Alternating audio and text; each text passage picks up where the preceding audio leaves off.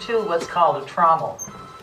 If you haven't seen a trommel before, picture that inside sleeve in the washing machine, that tub that's perforated, but outside of it and laying on its side, constantly rotating. That's kind of what the trommel looks like, but the one inside here is huge, 35 feet long. Now, in that constant rotation and feed from the hopper, if there was any clay in the deposit, that water action and rotation would dissolve the clay and drop the gold. It also would size out the very large gravel, placing it on a conveyor belt that's housed in the stacking arm that's at the far end of the dredge. That gravel would travel up the conveyor belt and be spit out behind the dredge in the form of tailings, which is washed rock. Now, with that ongoing rotation, it also sized out the fine sands, the smaller gravels, and the fine gold down to the bottom of the trommel. Once there, that fed into a series of 16 sluice boxes. There are 8 on each side of the dredge, tilted out towards the sides of the dredge itself. Now, before a sluice box ever sees a bit of pay dirt, it's got to be set. The first thing that goes into a sluice box is a matting. It lines the entire sluice. The matting that the old-timers on board here used was cocoa mat. It was a very fibrous woven matting made out of the husk of coconuts, and it was porous. It would hold the gold. The next thing that went in was riffle sections, and Dylan's holding up an example for you all to see. Now, between the riffles, the matting, the pay dirt, and the water, it all worked in tandem to hold that gold in the sluice. Now, every 2 weeks, the dredge was completely shut down, and that was just for about 4 hours. They pulled what we call as the cleanup.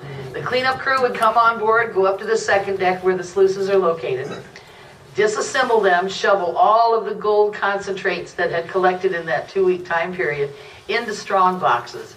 They'd lock them up, put them on an armored car and under guard, take them to the FE offices in Fairbanks. Then it would start a refining process. All of the concentrates would be placed in the retort system. That's a huge furnace, and there's one up in camp that you'll be able to see and get pictures of. But once the concentrates were packed in the retort, the door was closed, ratcheted down to seal it, and heat put to it. Well over 2,200 degrees Fahrenheit to get the gold to melt and the impurities to burn off. Once that was accomplished, they'd open that door, unseal it, tilt the retort forward, and pour that liquid gold into one of these. This is a 700-ounce brick mold. Now, once those bricks had cooled, they'd plop them out on the cleanup table, knock the slag off of it, and get this, they'd wrap each one individually in brown paper, stick a stamp on it, and mail it to the Mint in San Francisco. They gathered about 4,000 ounces in that 2-week time period as a norm. Now, the crew that was on board was usually 6, sometimes 7 men, depending upon the needs of the dredge. The main crew member was the winchman. He worked up on the 3rd deck in the control room by the bucket line. And his job was to keep this ship level and to keep that bucket line on that pay streak. Now, ever so often through his shift, another crew member would come on board. He was the panner.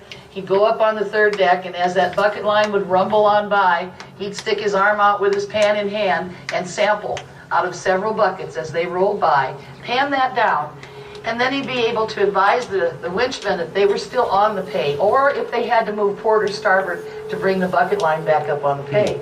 Now, we're going to take an opportunity here to teach you how to pan for gold. If you haven't panned before, it's really very easy. It's how you move the water, and we're going to show you. As you round the corner here, though, and head up